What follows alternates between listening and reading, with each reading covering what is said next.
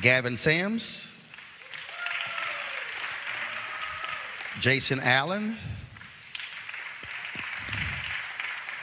Representative Alicia Stovall.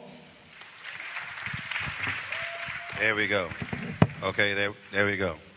Praise the Lord. All right. Yeah, I understand. I stand up on my own show. I can't do that. And I think, there we go. All right, cool. So everybody who's here. So let's do this here because I can't pull the email right now. We're going to start here. Just give your title and what you do so folks know that there's a reason you're sitting up here. Hello, my name is Aretta Balden, and first and foremost, I'm a parent. I'm also a parent advocate, an engaged community member, and the president of my school's PTO. Good evening. Also, welcome to Morehouse College. I will start by saying I'm a 2000 graduate of Morehouse College, also an English major, like Quentin. I currently sit on the Prince George's County Board of Education in Prince George's County, Maryland. But in my day job, I'm a deputy director of the Reinventing America Schools project at the Progressive Policy Institute. My name is Danielle LaSure. I am the founder of Ed Connect, a nonprofit here in Metro Atlanta that helps to educate parents about their school choice options. Again, Dr. Gavin Sams. I am the founder and head of schools of Genesis Innovation Academy, a boys and a girls academy charter school here in Southeast Atlanta. 30 years in education and higher ed, K through 12, so glad to be here. Good evening, everyone. My name is Jason Allen. I'm the board chair for the state of Georgia's first charter commission school for all girls. Good evening, everyone. I'm State Representative Valencia Stovall, House District 74, and currently serve in the Georgia General Assembly on the Education Committee. All right, then. A round of applause, please. So I'm going to start this way. Anybody on the panel who used to be absolutely against any idea of school choice? Okay, so I want to start with you. And so what was it? Was it stuff that you were told, stuff that you heard about, horror stories? I want to start there. It was actually the stories that I heard. It was back in 2000. At that time, Drew Charter School was just beginning to open in the city of Atlanta. And I was PTA president at my children's elementary school. And when they talked about charters, it really wasn't explained. And so, of course, the words were they're going to remove the students from our schools, the traditional schools, and the money's going to go away from the school. They're not going to get the quality education that they should receive. So those were some of the things that were told to a lot of us as parents. And then when you started investigating and finding out the truth, then what did you then begin to think and say? So after I started investigating what the truth was, I actually ended up becoming a governance board chair of a state charter school that was actually in a lot of trouble, actually getting ready to be closed down. So I got a chance to really dive in and see exactly what the background was about this particular charter school down in Clayton County, which was the area where I lived. At that time, I was not elected, so I was a regular citizen. And I really were able to see the different laws that had been passed and how advantageous it was for those parents who wanted a different opportunity for their children that they were not getting in our traditional school setting. The reason I want to start there because one of my favorite lines is from the movie Hoodlum, when Lawrence Fishburne said, "When you don't know, you don't know." And as I travel this country, I have heard every single horror story known to man and woman. Oh my God, it's going to just destroy public education. The whole system is going to come tumbling down. And it reminds me that was the case when Michelle Reed took over in Washington, D.C. School District. George Parker was the head of the teachers union, and George, of course, who now is an art and school choice supporter.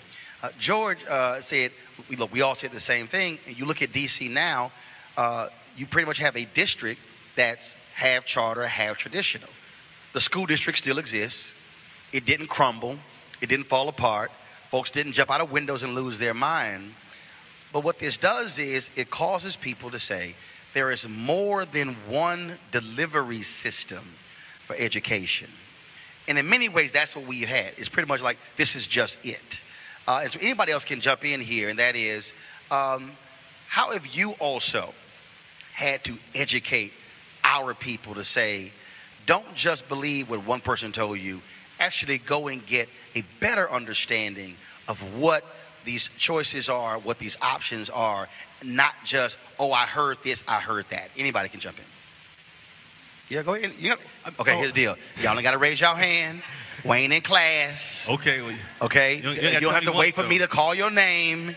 Okay? If people start talking over each other, then I'll step in. But anybody can jump in. Go. Well, I say it's important we do our homework and we do our history. I think I've heard you speak on many occasions about understanding the history of education in our community, even coming out of slavery. And in many cases, we were building schools even before emancipation. When people were coming down from the north trying to educate us, they were going into very rural parts of the country and found schools already there. So I want to put a pen in it. Write this down. A book you need to get, which I know you're referencing. The Education of Blacks in the South, 1860 to 1935, by James D. Anderson. University of Illinois, brother spent 10 years researching this book, and he broke all these things down. It's an amazing book. Matter of fact, he really needs to send me a check, because I've mentioned that book in speeches all across the country. Yeah. I mean, trust me, he's like, why all of a sudden they're buying the book? But it's an absolutely critically important book to understand how black people were responsible, freed slaves, for creating public education. So I think it's important we do it home. I'll make one more point, and I'll let other people speak. I found out about 6 months ago that my family in Southern Virginia helped open what many of you who have been studying education very long ago called the Rosenwald School. Julius Rosenwald was a philanthropist out of Chicago who connected with Booker T. Washington. And Booker T. Washington said, I have this Tuskegee Institute, but because of the idea that during slavery, education was the one thing you could not do to your slave, we have people trying to come into our schools and are not prepared. But if we can have schools throughout the South that prepare our students to walk into Tuskegee, we will be able to meet our mission. So over the course of 20 or 30 years, they opened up 5,000 schools. Roosevelt gets a lot of credit for that. But if you look at the data, and I'd researched my family's school, only about a third of the money for the school was given to them by Julius Rosenwald. 2/3 of the money were raised by African Americans, many of whom didn't have anything. They built the school. The model for the school were created by architects from Tuskegee University. And so we have a history of school founders, and I'm glad the brothers are here, and I think Donald Hintz and those who's a Morehouse alum have been talked about. And so when we control our own narrative and we give ourselves agency, and we are in the driver's seat, I think a lot of the conversations we have about this trust in public education and this trust in curriculum goes out the window to your initial point. And so my point is, when people ask me about why I feel the way I feel about this, is because I've done my homework and I've done the research, and because these stories are direct connected to my grandfather learned how to read in a Julius Rosenwald school, and that school was built with $1,000 from the so-called Negroes of Bracy, Virginia in 1919. This is the 100th year of that school. And so we have to continue to tell our own story. When we do that, we become empowered to be much more engaged in this conversation. There you go. There you go. Also, so here's the deal. All throughout, I'm going to be throwing out different stuff, so you need to be taking notes. The late Julian Bond was very much the last thing that he was involved in before he died was the promotion of the documentary on Rosenwald in those schools, because he attended one of those schools. And so you should be able to seek that documentary out as well. So it's a great documentary. All right, anybody else? Go ahead. Yeah, I think one of the things that we need to remind ourselves is innovation may be the issue here. So competition and choice and all those things typically in any industry spur innovation. So for the longest time, I would ask people, what was the last innovation you saw in education for the last 50, 60, 100 years? Nothing has really changed. So when people said, well, why would you do this? I'm saying, well, because what we're doing isn't working. And if it's not working, let's try something. This was never about competing to, as was said, to beat down traditional public schools.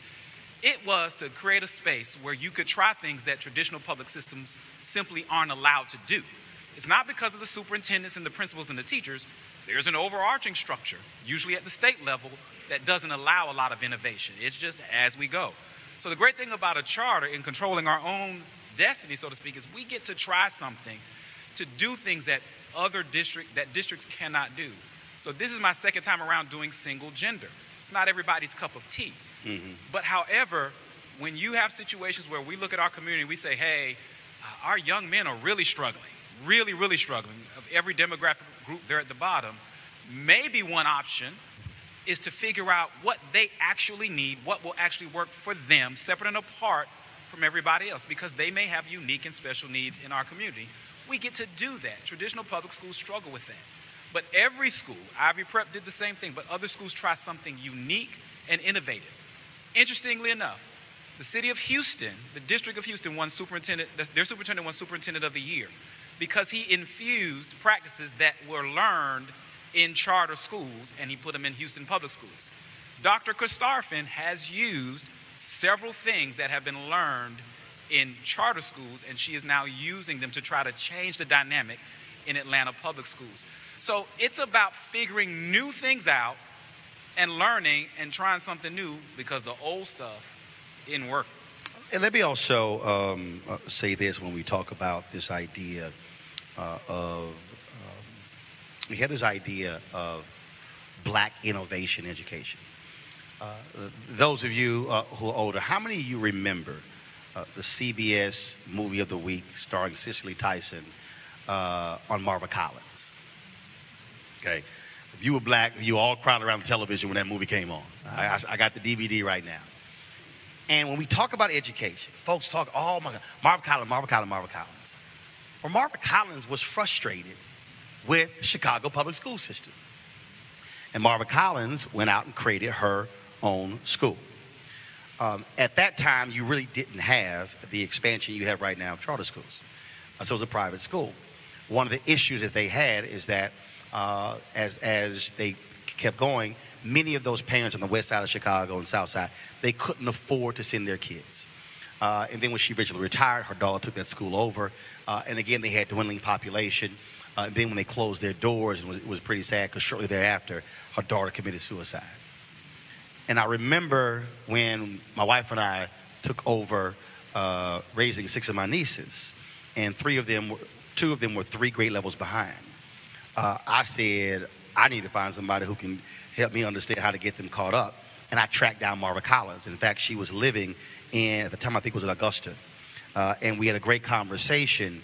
And this was a sister who, through her Socratic teaching method, said, I could take any child who could not read at the beginning of the year and have them reading Shakespeare by the second semester. Her frustration was the existing system. And so here we have an opportunity that if you have modern day Marva Collins, and if you have a system that allows for them to be able to do that innovation, why would we say, oh no, don't do it? Because black parents are tired of sitting around waiting for the next 5-year plan for the next superintendent, then the next superintendent, then the next school board, then the next mayor. You can jump in. So I entered the public school system when my child was entering into high school. And I seriously considered committing a felony to enroll her in a school that was going to challenge her academically. Now explain that when you say, because there are different felonies. So you better whip somebody's ass. I mean, or were you gonna give a fake address? I mean, you want to break that down. So I had an address. Y'all were like, damn, she gangster. So y'all were thinking, I know. Go ahead. I had an address in a school system that I thought could service my child the way that she needed to be serviced. I could not afford, nor did I want to pay private school tuition, which is basically college tuition at the high school level. And I use the address. My kid placed into the magnet program, but I shouldn't have to take my child across town. I shouldn't have to lie about where I live. I shouldn't have to make these types of choices and deal with the consequences simply for a quality education. And knowing what my kid needed, we did end up in a charter school based on her needs. And that school it's not perfect. It requires parental involvement. It requires being present, asking your child every day, how was your day? What did you learn? Yes, even at 16, you need to do that because these are adults in training. So I'm thankful that I had a choice, that I could go to school within my zip code and make a difference in my community by making that choice. How many of you have heard, go ahead. How many of you have heard of Harriet Ball? 1, 2, 3, 4. Gotcha. How many of you have heard of KIP? There is no KIP without Harriet Ball. When one of the founders of KIP was in the classroom, public school, he all of a sudden heard all these noises coming across the hall. And all these kids were just making just noise, and he was like, what in the world is going on? So he walks across the hallway, and what he discovers is this black woman who is using these unorthodox teaching methods, who is using rap lyrics, who is using music, who is using dance to teach kids how to learn. It was in that moment that he was inspired to say, we got to start our own school. Her teaching methods are still, she passed away in 2011, age of 64 of a heart attack. KIP's educational model today is all based upon the teaching methods of Harriet Ball. I'm saying that again because they saw this innovative black woman teaching, and now you have a charter network with nearly 200 schools that was based upon that sister. Imagine, again, if you had a black CMO with 200 schools taking advantage of the very innovation. That's why, for me, this idea of school choice as the black choice is critically important. Go ahead. And go ahead. Anybody? Yeah, I was going to say the key is in the legislation and the policy that opens up the door for charter schools like KIP and some of the other to operate, even with Dr. Sams to be able to do it. And as a state legislator, we in the past have allowed more openness for our traditional schools to be able to try some of the things that charter schools are being able to do. So it's no excuse when it comes down not being able to do it. And being able to take those models that the charter schools have actually kind of innovated and tried out to make sure that they are actually working.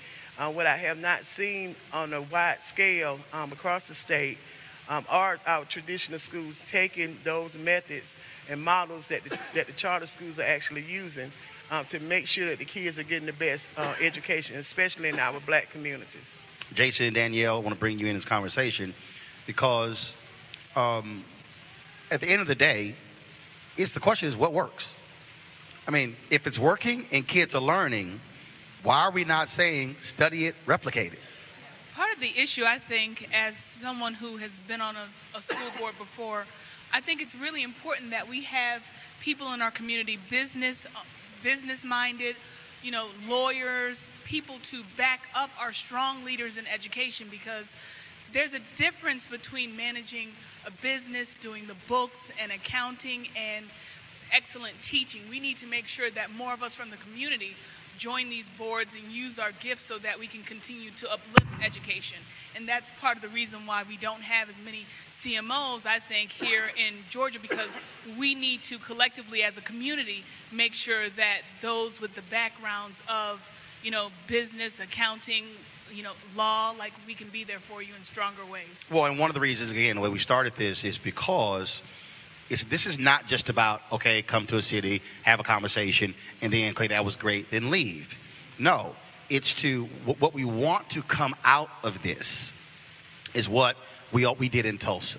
Jason, I'm going to bring you in after this here. What we did in Tulsa was there was a pastor there who wanted Michelle Reed and Kevin Johnson, wanted a bunch of us to come in to talk about school choice. And we said, okay, Kevin Johnson, who was the former mayor of Sacramento, he said, look, you have to bring together at least 250 people before we come in.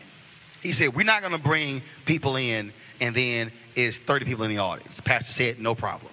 So he put it together, brought the people in, and it was jam-packed. Ended up, the mayor's wife comes there. The superintendent who opposed charters, he had to show up because he said, look, there's about 500 black people meeting about education. I better show the hell up because my job might be in jeopardy. And I gave one of the keynotes, and what they did was, out of that gathering, the people, let me say it again, they created a steering committee.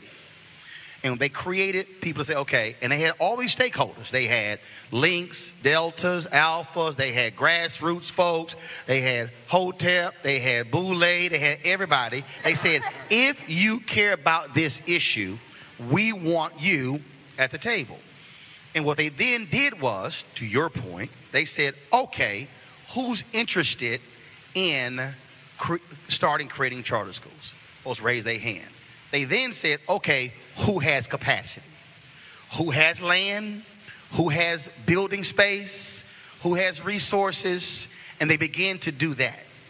As opposed to sort of this Wild Wild West thing where folks jump out there, start a school, and yes, you don't have strong curriculum, you don't have strong finances, you don't have a strong board, you have a very weak foundation. I dare say, if you see a failing charter school, I will show you a failing charter school that was failing before they even opened their doors because their systems were weak. And so what this is about is inspiring folks here to say, okay, if you then create that same, let's say, steering committee, we want to be able to connect you to high-performing operators and who will serve as mentors. And that is, if you want to talk about creating a school just for black boys, visiting with Tim King and say, how did you do it? How did you start? Visiting with Steve Perry, visiting with Gestalt, because the mentorship and the partnership is critically important. Jason. To go back to Atlanta, being from Atlanta, and most people, I see Shauna, she's... Can y'all hear him? Out to me. All right, is the sorry, microphone can you on? guys hear me now? Yeah, there you go. So being from Atlanta, it's a very interesting dynamic. So I saw Shauna, and it made me think of this. I'm a Frederick Douglass Astros, so most people from... Okay, so Astros are here. Most people who are from Atlanta and you went to school here, we are very passionate about our schools. Our high schools, in a sense, are like HBCUs. And so when you have the conversations going back to 2000 about, hey, we're closing schools, we're going to open up a charter school, that's like a civil war here in Atlanta because our schools were very serious about that. We did not do a good job in Atlanta of educating people about school choice. We dropped the ball with that. And it created a division with people who were like, hey, we really do need to do something innovative in classrooms, but the public traditional system is just not working. Hold on, I want to stop you right there. I want to go back to what you said about how we treat these high schools like HBCUs. I went to one of those schools, Jack Yates High School in Houston, one of the most historic high schools in Houston.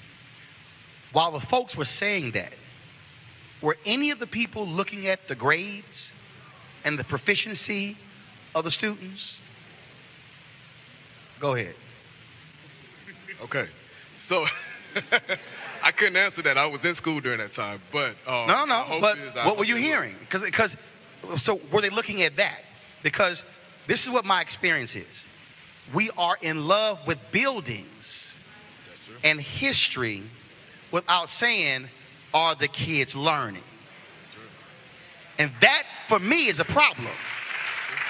And this is not just a black thing with schools. I ran the Chicago Defender. Same thing. Folks are like, man, y'all can't leave the building. The building was decrepit. It would have cost us $8 million to refurbish the building, and the entire company wasn't worth $8 million. They were in love with the building and its history, and I said, y'all got to pick the building or the paper. Which one y'all want? Because we stay in this building, there will be no paper. And I think this is sort of the same thing we think about a lot of our schools. We are in love with the building because of the history, but if the kids in the building, not when we went there, are not being educated, damn the building, it's about the kids. Jason, go ahead. So to go back to that point, we spent a lot of time in town hall meetings, and I know there are other advocates that are here. We spent hours discussing that same thing. Oh, they're going to close my school. What are we going to do? How do we preserve the legacy? But we are missing the conversation about how are we serving kids. I've learned from advocates, Shauna, I saw Mary Palmer here, Ed Johnson. We have made advocacy a bad word. And I talk to Stephen Quinn and other advocates about this all the time. We silence parents. We make them feel as if, hey, my child isn't learning in this environment. What can I do? Mm-hmm. We make them feel as if, hey, something is wrong. You shouldn't do this. Or, oh, you're being disgruntled. Or, oh, you're not trying to work with us. And so now you have parents who feel like, well, I don't want to say anything. I don't want my child to be labeled or attacked. And then on the flip side of that, those persons who do speak up and say something, they become immediately the bad guy. Or we do this here. Y'all, we can't do that because she worked 2 jobs. She can't come to the meetings. It's so hard for her. And I'm going, why don't you ask her? That's what when I hear people talk about that, I'm going, you ever talk to her? And that drives me crazy when they do that. Go ahead and jump in. So one of the things I didn't mention in my intro in terms of parent advocacy is I work with a group called Atlanta Thrive. And so you just forgot that. I That's why you on the damn panel, but you just didn't want to mention that. But our mission is to disrupt inequities in education, and the way that we do that is by engaging, informing, and empowering parents so they can be powerful. So to make the powerless, or someone who seems or feels powerless, powerful, but arming them with the data and the resources and the confidence to be able to walk in their school and advocate not just for their child, but for all the children in the school and all the children in the district. In fact, Howard Fuller, he founded BAEL, Black Alliance Education Options. He doesn't call this school choice. He calls it parental choice for that very reason. Go ahead. Roland, I think the conversation around parent voice is still an income conversation. Because we think that low-income parents don't know what to do with their children, but those of us who got a little bread, I know what's best for my child, right? Oh, and that happens. Yep. And so when parents are saying, I want a certain education for my child, and we say, well, you don't know what's best for you. Sustained. So why am I different from you who chose a private school or chose to move 50 miles down the road and put my child in a school with kids that don't look like mine? And so my organization, we actually do those stakeholder convenings around the country, and we went to, our last stop was in Memphis, and we worked with Sarah Carpenter and Memphis Lift. And we brought together the people who've been doing it all along, which is the black women, right? And so we talk about the civil rights movement in Atlanta, which was run by black women. And so we said, let's just give everybody the same rights and responsibilities that a lot of us so-called upper middle class black folks said we deserve and we earn, right? And so let's just do that.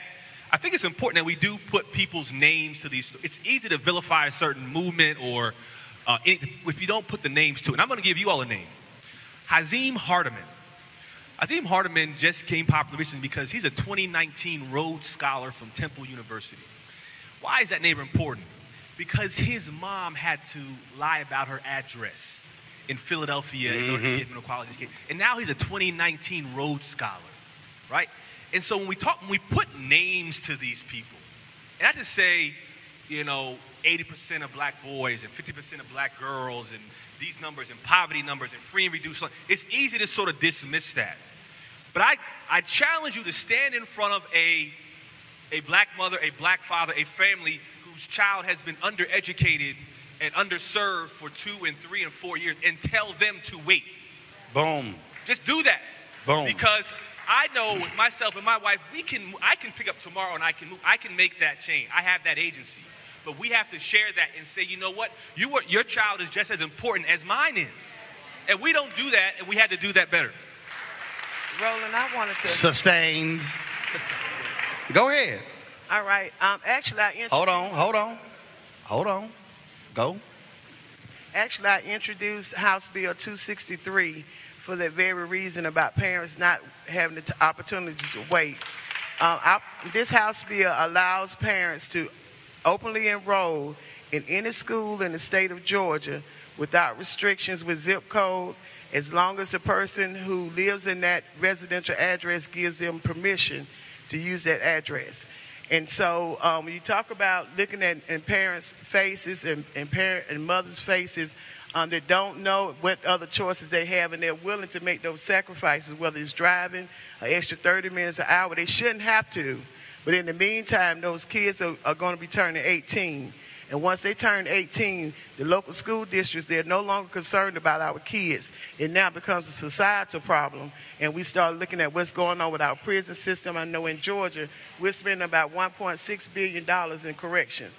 So what if we were able to take that amount of money and recycle it back into education or into workforce, whatever that's needed, That's right. if that's not what's happening? And we have to understand that black people literally are going to jail for their children. When you talk about committing that felony, how many of you have heard Kelly Bolar Williams? Kelly Bolar Williams was a sister in Ohio who was so despondent with the education at her child's school that she used the address of her parents. She was imprisoned. The state of Ohio went after her. It was so bad that they eventually also put her dad in jail. Her dad died in jail. Kelly, she texts me all the time. When you listen to, she's also written a book, and it's Kelly, K-E-L-L-Y, Bolar, B-O-L-A-R, Williams. And she has often talked about that experience of going on trial, all because she said, I can't send my kid to this bad school because I'm trying to give them a life. And they literally said, you don't live in this zip code. You can't send your kid here. Reverend James Meeks, Chicago, Salem Baptist Church. What he did, he's led protests to the suburbs out near Chicago where he knew they couldn't do it, but they brought 200 and 300 parents and kids and tried to enroll them in these suburban white schools on the first day of school to highlight the inequities. And so we are dealing with right now black parents who are willing to go to jail or chance going to jail using addresses of other people to enroll their kids in better schools. That's why this is valuable and important. Go ahead.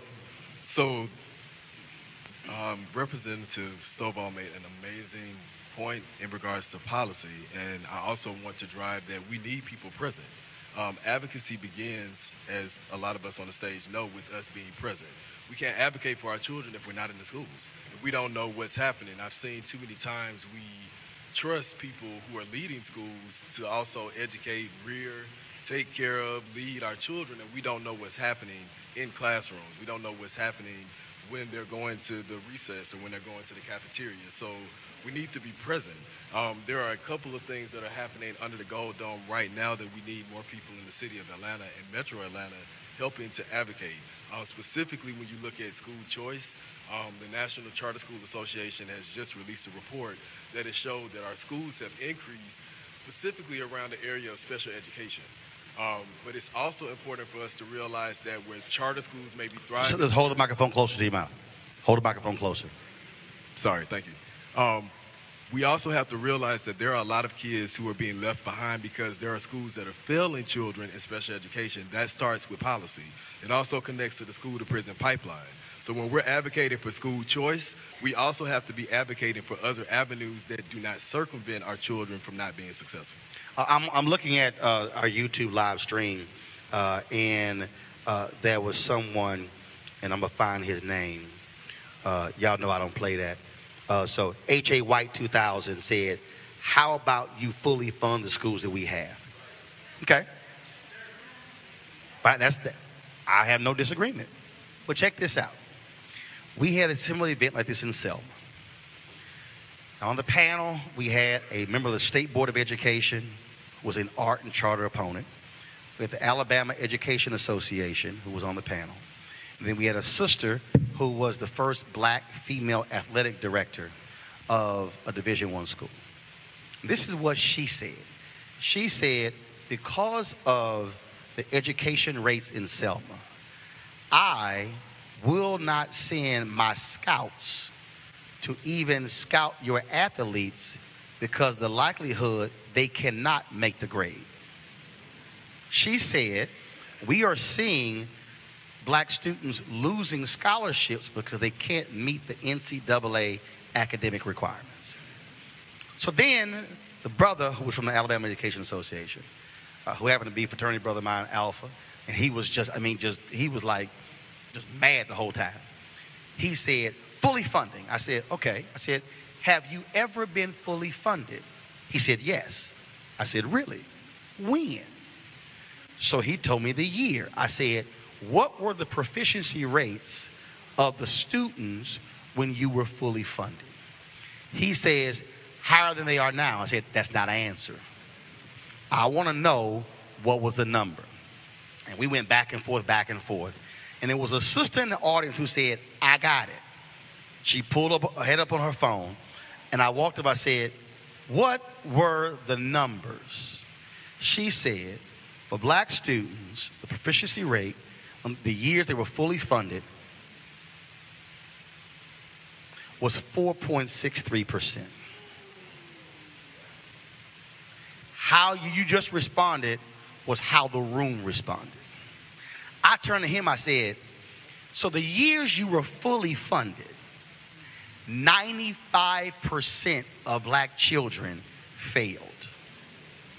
Why am I saying that?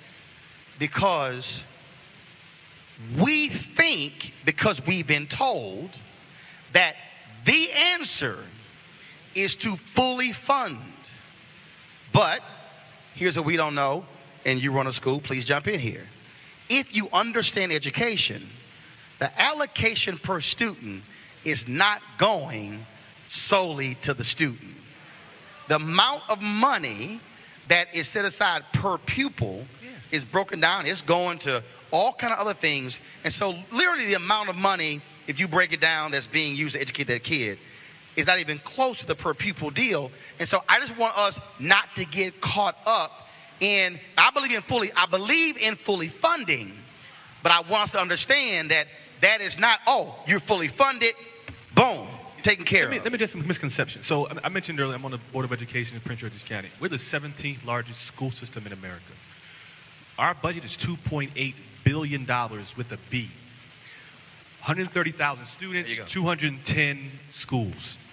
Here's a misconception that people say when a charter schools take money out of public schools, right? That's the narrative. Charter schools are public schools. Hold up, repeat that. Repeat that. Charter schools are public schools because as a school board member, if this charter school is not performing in the way that we expect them to, and they said they were going to when we authorized them, then we can close their door. That's no. I want you to slow that down. I want you to go back. I want you to go back. Charter schools are public schools. So, if a student is going to a charter public school, they are still a public school student. School student. Okay, go ahead. So when that parent. Now, hold up. I'm going to get to that. We can talk accountability. Trust me. We can talk accountability, and in some places, charter schools have more accountability than district schools. Now, hold on. You already repeated something. Hold on. I'm an official with a school system. Hold on. This is what I do with every day. Hold on. You just stood up and said oversight. Did you not just say if a charter school is not performing, you as the school district can shut it down? Shut it down. That's called oversight. Go ahead. So the idea... I'm not done. Hold up. I'm going to get to you. Trust me. Go ahead. Hold up. 1 second. He is describing the system in Prince George's County, Maryland. Go ahead. And our system is not unlike other systems. At the same time, when someone comes in and says charter schools take money, in many instances, we have parents in my district who have opted out of the public school and have put their children in private school. So say they're in so-and-so private school. Let me just for a second. My district does not get the per pupil funding for that child who is sitting across the street in that private school. That's about $15,000 that my district has to account for. Hold. I don't want you to run past that.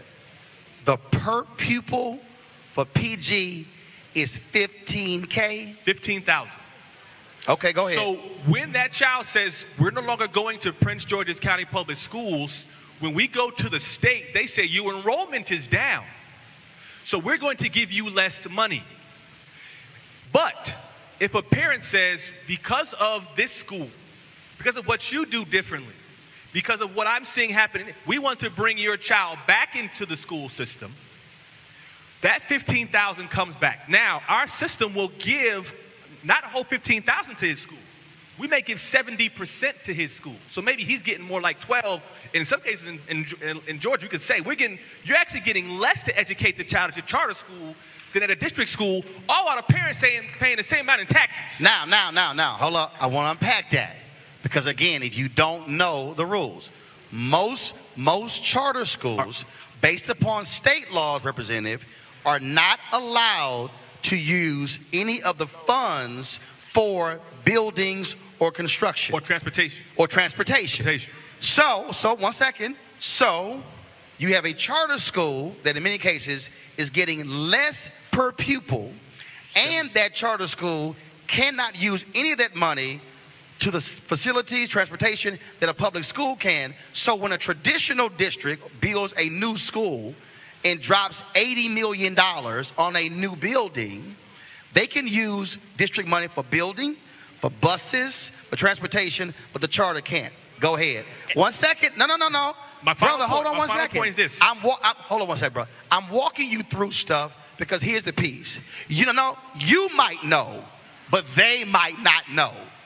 The point of this is to fully walk them through. He already said, if you shut a school down, what happened with the kids? That's the next question. And so I'm walking it through because the point of this is for folks who don't know, because there are a number of misconceptions. So if you shut a school down, charter school down, what happens to students? Last point. Go ahead. So the 30% of the money we withheld from his charter, we keep, and we're keeping that 30% of 30% of the money we didn't have yesterday because that child was in a private school to begin with. Does that make sense? Like, because they came in, we're getting resources that we didn't have before as a district, all while only giving 70 cents on the dollar to him to educate him. So at this point around where they go after that. In many districts, if a charter school, for example in Washington, D.C., is not doing well, they will go through a process of giving them a year or two with an action plan of saying, hey, you said you were going to do this in the amount of time with the resources we gave you, which is, again, a fraction of what we do when students are in our district schools. And so we're going to give you a year. We're going to sit down with you. We're going to go through this process. If after 2 years we're not doing well, and we give you a kind of a 6-month notice that this thing is not going to work out, we may work with schools that are already doing well. And so districts know which charter schools, which community partners are doing well. And so they will identify that partner. It may be KIPP, it may be Friendship. Friendship Charter Schools is getting phone calls from districts around the country. Yes. Please come to Arkansas. We have a charter school that's not doing very well. Yes. We're about to close. Can you come and take it over? And he says, well, what happened when you take it over? What happened to the mamas and the pops? They don't have to be displaced. They go into the same building. The parents are going to send their kids to the same school. It's going to be run by a different organization and a different board. So the parents aren't displaced. So if you close a charter down, do you then are those students then allowed to go to other schools? Because first of all, they're going places. It's not like they're sitting at home. They have the neighborhood school, which is their option to begin with. The first choice was a neighborhood option. In my district, we have other options, like if you want to go to a science and tech, the performing arts, there are other options which are also open. But then also that charter school will be transferred to another operator that has already demonstrated success. And so the idea is, let your best charters take over charters that aren't doing very well. Representative Stovall is interesting. I'm hearing from folks say, well, if they go to the neighborhood, why can't you just go to the neighborhood school? Because black parents are saying the neighborhood school is failing. And if you are a parent, and the school has a proficiency rate of 8, 10, 12%, you might say, I want my kid to be in a better school. And so when it comes to your state laws, how are you able to give the flexibility for folks, for parents to do that? Go right ahead. So I do want to make mention with charter schools here in the state of Georgia, A charter school can only open up with a petition, which is a contract that they sign with the state or either with the local school district. And in that contract, they have to offer something that the local school district does not offer. So when you start talking about the competition, there's no competition because they only can open and operate. They have to offer some type of curriculum that the current local school district is not offering. And so with that, with the state laws that we have, they're in place. And even when you talk about the money situation that we talked about earlier, the school districts gets about 3 different pots of money. There's a state allocation that we give to each school. Then you have the local allocation, which is your local property taxes that you're paying. Then also anytime you're paying your cell phone bill, your light bill, any bill, when you see that tax that's on there, it goes to that local school. The difference, and also then they also get federal funding. The difference when you talk about charter schools, and we have 2 types of charter schools here in the state of Georgia. One is locally authorized, which means your local school district actually gives permission for that charter school to operate up under their umbrella. But they still have the flexibility to do things, but they don't, a lot of times, don't get the maximum amount of support from that local district as well. Then we also have what's called state commission school, and that's what the legislation that was passed, which was a constitutional amendment that was passed back in 2012 that allowed for another authorizing agent to be able to open and allow for charter schools to be able to operate on the state commission. The difference with the funding is that the state commission schools do not receive local funding. All of their money comes from state allocation. And so that makes it hard. And another thing I did want to make sure that everybody understand is that when charter schools are opening up, they cannot choose which students can attend the charter school. They have to take everyone just like our traditional schools. The difference is the lottery system. And the reason the lottery system is in place is because when they begin with the petition, they have to tell how many students they're going to take in the first year, second year, and third year. If our legislation was open enough to be able to allocate whatever money was needed, just like with your traditional schools, they don't have to tell the state how many they're going to have. They just know that that money is there. But if we were able to change our legislation to allow for money to be allocated to those charter schools, they wouldn't have to have a lottery system. And Representative Stovall, here's what's interesting. Because again, when you listen to people who throw stuff out there, and somebody just did, oh, they cherry pick. You just said You can't do that. You just said there's a lottery system. Explain the lottery system. Okay. So I will say Gavin's school. So say, for instance, when Gavin decided that he's on him and his team. Hold on 1 second. Gavin, you have a school. Yes, sir. Is it a lottery? Yes, we had a lottery, but Now, hold on. Go ahead and explain the lottery, since some folks say you cherry pick. I can win the lottery. So what happened with us in the beginning, if you start off, some of your applications will come in and it's first come, first serve. If you okay, are 1 second. Let the man talk. If you have way more applicants than you have spaces, you have to have some kind of random selection process. If you don't and the state finds out, they will shut you down on that one. If they, at minimum, they will give you some serious repercussions. So how about this, Gavin? How many spots do you have? So in any grade in each school, we will have 40 spots. 40 spots. Because we don't have that many rooms. And right? how many applications do you typically get? So for those 40 spots, we might, in our first year, in our second year, we probably had about, on average, 15 extra. So then you multiply that by each grade, and that'll tell you how many grades do you have? This year we have 8, okay, including kindergarten. So you have all these people who are trying to get in. Obviously, they're trying to get in for a reason because somewhere else isn't working. Right. So then you have this random selection process. Right. How does that work? So the reason they do that is because per the assumption, grade, 15 times 7 means overflow. Explain. The assumption is One second. You don't run the school. He does. He's going to explain the process. Go ahead, Gavin. The assumption is that in many cases, they feel that the most aggressive, the higher end parents are going to get in line first. And so they want to make sure that if you are oversubscribed, every parent has a shot and you can't cherry pick. So we literally, it's almost like picking a ball out of the lottery, like when you see on TV, like balls coming out, because you can't attach it to a grade. They look at our application. You cannot ask for grades. You cannot ask a whole bunch of personal information. People will send us letters of recommendation. We're like, that has no bearing. We can't do anything with that, sorry. They want to get in, but there's nothing we can do. It is a name assigned to a number. The random generator picks a number, and whoever comes out is who gets in. Representative Stovall, see, here's again what is very interesting about it. You talk about who can get in, who can't. The reality is, again, and I'm hearing a whole bunch of other stuff where people throw out, that's not based upon facts. When you talk about the lottery system, Gavin just said, if they get busted, y'all shut them down. They are out of business. But go ahead, I'm going to go here. Representative Stovall, then here. Yes. So with charter schools, we do have a lot of oversight over charter schools.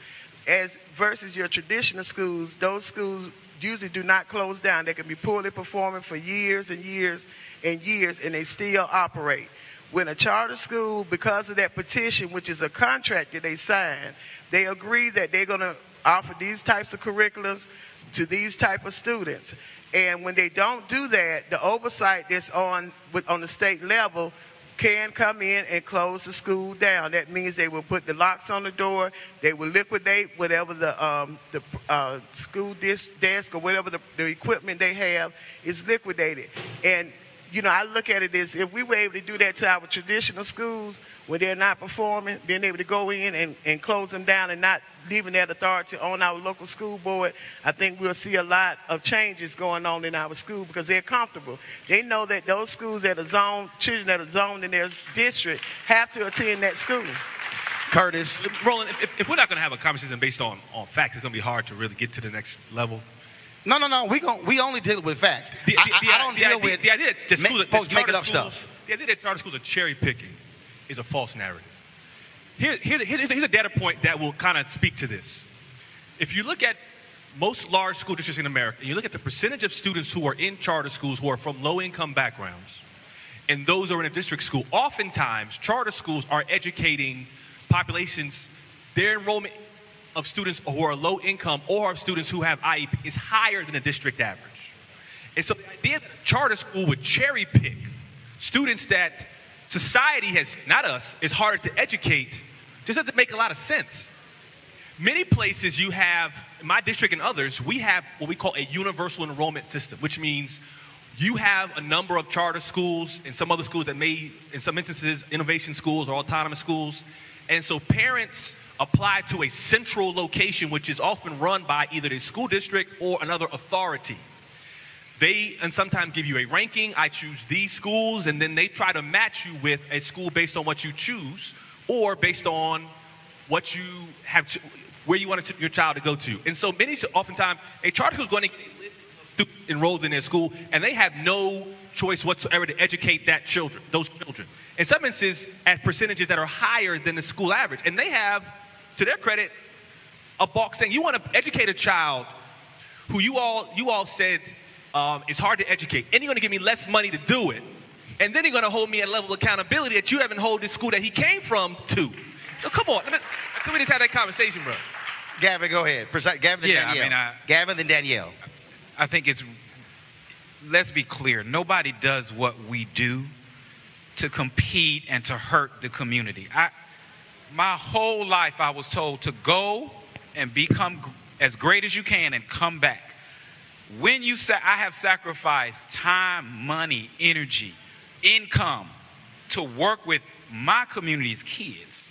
I got kids in the 5th grade that cannot read. That came to me that way. I did not kick them out. No. I want you to repeat that, because for the folks who are sitting here criticizing what you do, you have 5th graders. I have 5th graders who cannot read. Which means they once were in kindergarten. And first grade, and second grade, and third grade, and fourth grade, which means they came from another school a neighborhood school, a community school, and you got them in the 5th grade, they can't read. Cannot read. Go ahead. I have tested 8 kids in the last 4 months for special ed because somebody missed that. Like, these babies can't function. Their parents missed it. I've had parents crying, saying, thank you. I don't know why nobody did it. So, I mean, we do this because we believe in our community, the kids that look like me, that came from the neighborhood. I grew up in Liberty City, Miami, in a home that was broken, like most of the people probably in this room, whatever we think that means. I mean, our community has said, come back and do this. Most of the schools and most of the situations are run by people who don't look like us. Policy is set by people who don't look like us. This is the opportunity to try to create a model that might actually work for us. And I am ecstatic and happy to share whatever I learned with Dr. Christophin or any superintendent in any traditional public school, because I recognize we better lift all these boats because they got to get better. We got to get better because our kids have got to get better. Danielle, I'm going to go to you, but I'm going to read this first because this is my point. The Atlanta Public Schools, they're about to vote on what is called a system of excellent schools, okay, that will impact 50, I'm not done, let me walk you through so you can understand facts. That will impact, you might know, not everybody else knows, that will impact 52,000 students at 89 schools. But here's what's interesting. If they approve this, which will create, first of all, grades, 1 to 5-star school rating system, they will take into consideration student attendance, suspension, graduation rates, things along those lines. If they approve it this year, in 2019, Danielle, it won't start until 2023. Which means that if you're a parent and your kid is in the 8th grade, this is not going to have any impact because they will have walked out of high school. And so it's amazing that what Gavin is doing is trying to educate a kid today, and folks are mad at him for doing it, but you have a school system that, look, the sounds great, but it won't happen for 4 years. Damn it, we ain't got 4 years to wait. Go ahead. Now I have to switch up what I was going to say. But to respond to that, I have a PhD in education policy, and what I learned is that it is not about people and foundations setting the agenda for us. It is about parents. It is about making sure we are all connected to great leaders in education. So I can't wait for 2023. And to be honest with you, there are people who get paid to just sit and think about what should be done to us and not with us. And that's why I'm glad that we have Atlanta Strive and parent engagement. And I'm going to speak for Metro Atlanta. I can't go to PG, right? I'm not Maryland, but for Metro Atlanta, we have parents here who want to put their school in put their son or daughter or grandchild, because we don't talk about grandparents. Mm-hmm. And they want to put their child in a charter school. They get in the charter school, and then the charter school learns about their special needs. And so there are some charter schools that say, well, if you come here, we offer this, that, and this, but not what you need for little JoJo. So that's a reality that we face. And so that's why it's important for us to know our African American leaders who are taking our children and who are not afraid of special needs, and who understands that we have to teach our children according to their learning style and in a way that works for us. So this 2023, I'm glad about it, but at the same time, when you look at the fact that we got that brand new stadium, let's be honest about that. Let's be honest. And let's also be honest that we are paying more attention to the Washington cluster, and Douglas is failing. That whole cluster is bad. Yes. There are things that we need to do as a community. So I'm not sure if I answered your question. No, you did. You did. But let me ask y'all this here. Woodson Park Elementary, black school? What do y'all think the percentage of students who are reading on grade level is at the school? No, hold up. No, this is real simple. This is very simple. What do y'all think the number is? And the question is the number of kids reading on grade level at this elementary school. 5%. Now, is that a charter? It is, but hold on. It is now. It should be. Here's the point. We are sitting here and engaging, as far as I'm concerned, in some of the silliest discussions whatsoever. Because when that man is dealing with a fifth grader who can't read, she just said the state is spending $1.6 billion on prisons. Guess what the state is doing? Looking at fifth grade reading rates and fifth grade math rates.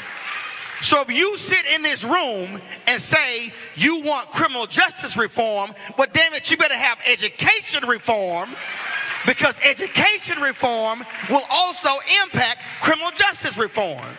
And how in the world do we spend time fighting black educators who are trying to educate our kids because we want to still support a system that keeps failing our kids? That to me is called insanity. Go ahead, Jason. I just wanted to say that while we're speaking of Woodson Park, we can't hear Jason. Go ahead. While we're speaking of Woodson Park Academy. And ma'am, you can keep talking, but there are audience members around you who want to hear the discussion. So I ask you to keep quiet so the people around you can learn, because they might have kids who they want to ensure has a future. Jason, go ahead. All right, so just in the spirit of honoring Dr. McClendon Krim, who was the principal of Woodson Park, she recently passed away. And I want us to be mindful of how we support educators. We haven't talked about how we're supporting people who look like us that are on this stage that are educating our children. Most importantly, we have not talked about how we can empower our students to speak for themselves. I know that Brother Knight is over there. We work for the education post and we advocate. And Danielle is familiar with that, 50 Can, and other organizations. And we are empowering students to say, hey, school is boring. This is not working for us. And Danielle mentioned something about learning styles. If we don't know what the Lexile rating is for Georgia, we should look that up. It's very alarming. The other thing that is alarming is special needs. When we look at special education across the spectrum in Georgia, most children who are black and brown are suffering. I have about 83 sixth graders on my caseload who have special needs. Most of my black boys' IEP goals are not even complete. They have BIPs, which are behavior intervention plans, and all of the districts are focusing on their discipline, but they're not focusing on how to teach these black and brown children. And so when Danielle is speaking about special education, we are making strides in the charter world, but overall our children are still suffering. So where does that work begin? That's engagement. That's advocacy. If we don't know what to advocate for, then the same problems are going to continue to carry on. So I'm saying that to say, we need you all down at the Gold Dome. I'm going to keep reiterating that, because if we're not present, then again, Shauna makes a statement all the time that if you are not at the table, you're on the menu. And that is so true, because we always are. And so if we're not present for our children, they're going to continue to have the same problems in the educational system. Again, that was not designed for us to succeed. It's not just enough for us to be at the Gold Dome. We need to set a black agenda, and we need to demand what we want. I know that's hard to say, right? That means somebody's got to lead that work and do that work. I know that Georgia Can is here. I know that there are a lot of other organizations that are here, but we need to start holding our organizations, such as Book, accountable, because we don't have a black education lobbyist. We don't have a strong one compared to all those white lobbyists down there fighting for choice. We need to make sure that we have accountability. I used to be the director when we were thinking about putting out some legislation on vouchers. I'm sorry, y'all, I went there. And we drafted the legislation. No, you can go there with vouchers, because we ran a poll and 72% of black parents got no problem with vouchers. Yeah, the black parents want the kids educated. That's all they want. Go ahead. The bill's already been Those drafted. are facts. But when I started talking about and asking about accountability, I got blocked from my own conference call. So as a leader in this nonprofit space, when I do my best to make sure that we support the Gavin Sams, Dr. Nina Gilberts, Alicia Morgans, and educators in this world, you don't know what I face every day. You don't know. You don't know how I have to partner. You don't know that when they close a charter school down, no one is holding accountable how they communicate that, right? And so at Connect, my organization, we work and talk to the parents so that they find their school choice options. But then I go by myself to the state and say, the way you shut that down was irresponsible. Here's why. Here's what happened. Why don't you look at what's going on in other states so that we can learn from that? So we carry a lot. And in terms of advocacy, I have moved on to agency. So I'm glad that you use that, because we have not just a voice, but if we can get out of slavery, if we can teach ourselves how to read, there's so much that we can do. And we didn't even get started yet in Georgia. And the fact that in Metro Atlanta, we are majority African Americans here, more can be done. We cannot continue to allow them to set our agenda. We have to claim it back.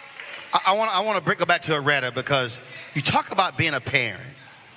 And how does it make you feel to be somebody trying to fight for the education of black kids, but then you got black folks who are fighting you and trying to do it, and then when you ask them, what's your plan?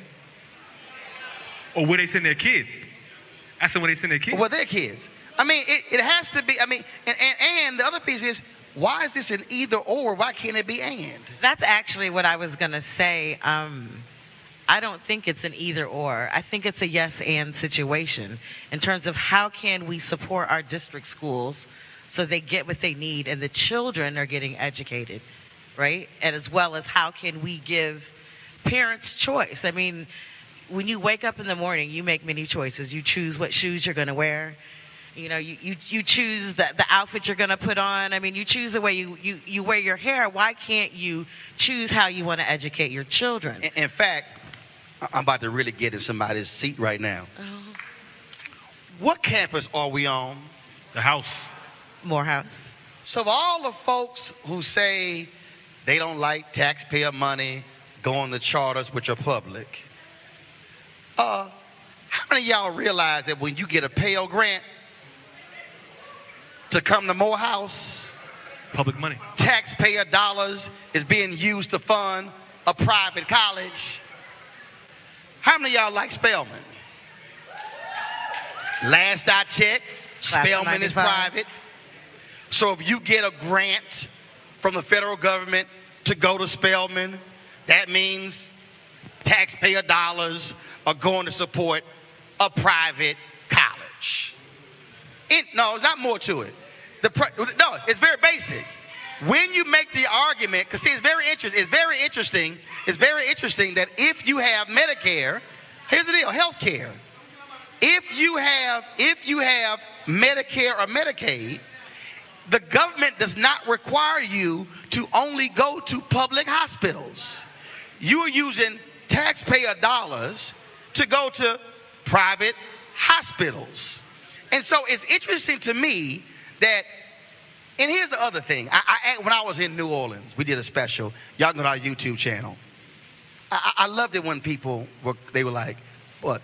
We need to have a school down the street." I said, "Okay." I said, "I understand your point." I ask y'all, when you go to your favorite restaurant, is it in your neighborhood? No. I ain't done. I'm not done. When you want to go to the movies, is it actually in your neighborhood? When you want to go dancing or partying, is your favorite spot down the street? When you want to go shopping, is your favorite store down the street? So it's amazing to me how we'll drive to our favorite restaurant, we'll drive to our favorite movie spot, we'll drive to our favorite club, we'll drive to the favorite shopping center, but then we'll get an attitude if we say, how far do I have to go to ensure my kid get a better education? I'm just trying to understand, what are your values and priorities? Because if you drive 20 miles to go to a club, damn it, 2 miles to find a better school, to me, for my child, ain't that bad. But go right ahead. That's just me. So, go ahead. The good brother, he mentioned Douglas High School. There's also an outstanding high school named after, anybody, who went to Mays? Anybody went to Mays? Mays High School named after pretty much the architect of the Civil Rights Movement, the president of Morehouse College, who was a mentor to Dr. King. Benjamin Eliza Mays spent his life as president of Morehouse College. And when he retired, what's the first thing he did? He ran to be the chair of the school board. And you think, after everything he had learned from being the president of this institution, he said, like many people in that stage in their life, saying, where am I going to spend the rest where's my time the most valuable? The Atlanta area sends more students to Morehouse College than any other area in the country. And so I think Dr. Mays said, if I want Morehouse to be around for this guy named Curtis Valentine, who might come down the road 20, 30 years from now, or someone in the Atlanta metro area, then maybe I need to improve the school system to create this pipeline into our HBCUs. And so I think we have to put that into context. And I want to say just,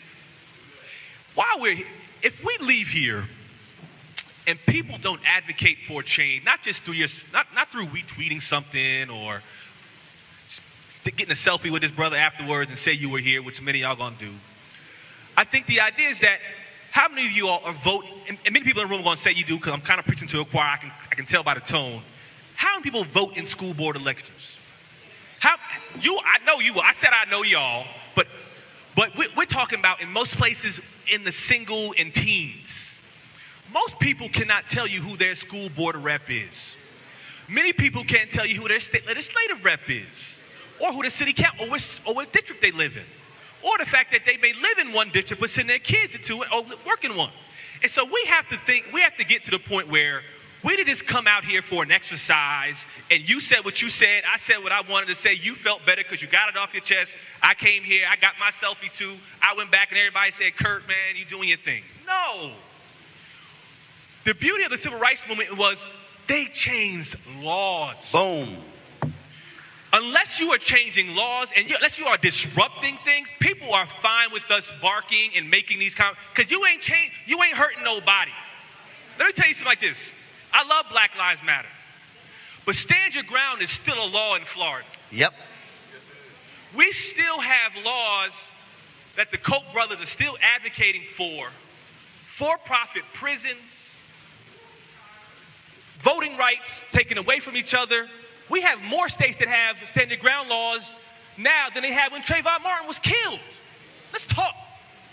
We have to put our time and our resources where the power structures. You have a doctorate in public policy right here. We don't have a lot of time to be spending time trying to figure out what door to knock down and where the policy. She could tell you who to talk to tomorrow. You get 1,000 calls to these two people, you will change the law. Don't call everybody. You vote, you knock on doors. When things happen, a hearing happens, you knock down the Memphis lift. They send hundreds of people to these school board meetings. Yep. And I'm a school board member. When we see that list of people who come in to talk, boom. We have a conversation before the meeting. Hey, man, we got 100 people coming out talking about this issue, man. There you go. What are we going to do about this? Because I got calls, you got calls, you trying to get reelected, you trying to get reelected. What are we going to do about this? Make some people afraid, because when you barking and when you getting your retweets. Come on, Doc. I ain't afraid of that, man. Come on, Doc. Y'all don't scare me. Loretta, go ahead. What scares me is policy change. Otherwise, we just out here and we had a good time, and I had some good time with my black folk, which I love to do, but I want us to go for another level. I want people to get upset with this. Want you to jump in, so I got some audience questions. Go ahead. We understand that people equal power, and I want to invite all of you out March 2nd to Washington Park at 11 o'clock. Say it again. I want to invite all of you out to Washington Park at 11 o'clock so we can engage, inform, and empower and make a change, because people equal power. Hold up. Now, I need you to give them like a contact, a website or a number or email. Okay, so you can find us on Thank you. The Atlanta Thrive on either Instagram or Facebook, The Atlanta Thrive. And you can also visit us at the table out front. We'll be out front. There you go. Representative Stovall, here's a question for you. Do you feel the state of Georgia will replace its public schools with charters? And what happens to students who are not allowed into charters? I think we addressed that earlier, but I'll go back over it again. For this, charter schools are public schools. And the definition that you can always use is that there's no tuition charge for any student who attends a charter school. And that is the definition on how you're able to determine whether a charter school is a private school or a public. But in the state of Georgia, all charter schools are public schools. And it's not privatization. It's all public schools. One of the other things I did want to make mention when we start talking about school choice, it amazes me that in our traditional schools, we have magnet schools. And magnet schools are able to determine which students can attend there by the testing. And also, don't you have to apply? Yes, you do. Hold on 1 second. You have to apply to the magnet school. Yes. Don't you find it interesting how folks ain't got no problem with magnet schools, but you have to apply to get in, which means somebody's not going to get in, and they'll be rejected. Go right ahead. Right. And so I think when we start making those comparisons, we need to also look at, like I said, the structure of magnet schools. And they are able to determine which type of students are going to attend. I attended a magnet school at Southside High School, which is now Maynard Jackson High School. And so I had to apply to get in. I had to keep my GPA up to a certain level. And there were certain students that were in the other side of the school who could not get into the magnet school. And so that's discriminatory right there by itself, because more resources were given to the magnet school students than they were to the ones that were in the traditional school students as well. And one other thing I did want to make mention for the state of Georgia, when we talk about our traditional schools, the flexibility that we have given as state legislators to our traditional schools, and I do want to recognize former Representative Ron Mayo, who was one of the leading charge with this particular legislation, is that they now have the flexibility to decide what quality of teachers they want to have. They have the flexibility on the schools, on the classroom sizes.